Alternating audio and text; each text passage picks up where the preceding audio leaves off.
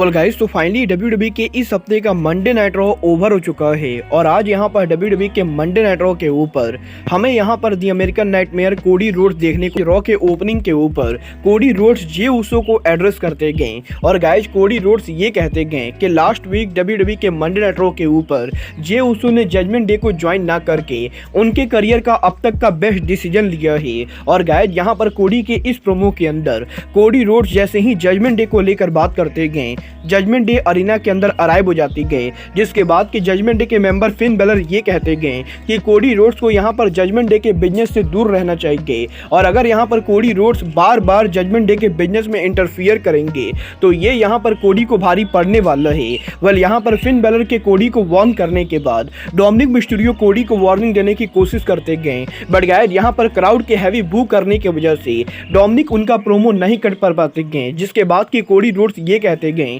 कि अगर यहाँ पर जजमेंट डे को ये लगता है कि वो यहाँ पर कोडी को डरा सकते हैं तो ये यहाँ पर जजमेंट डे की बहुत ही बड़ी गलती गए। और गाइस जैसे ही कोडी ये कहते गए सडनली जे उसो अरीना के अंदर अराइव हो जाते गए, जिसके बाद कि जे उसो कोडी के साथ रिंग में खड़े हो जाते गए। बट गाइस इसके बावजूद भी जजमेंट डे आज यहाँ पर नंबर्स में ज़्यादा होती गए और इसके बाद जजमेंट डे धीरे धीरे रिंग के अंदर आने लगती गए, जिसके बाद कि सडनली क्राउड की तरफ से हमें यहाँ पर सैमी जेन और केविन ओवेंस रिंग में आते देते गए और इसके बाद जजमेंट डे जेडी मैकडॉग के साथ रिंग में आकर बेबी फेस टीम के साथ ब्रॉल करती गए, जहां पर इस ब्रॉल के एंडिंग के ऊपर आज यहां पर जजमेंट डे बुरी तरह से पीट जाती गए और गाइस कोडी रोड्स और जे उसो जजमेंट डे को बुरी तरह से लताड़ देते गए।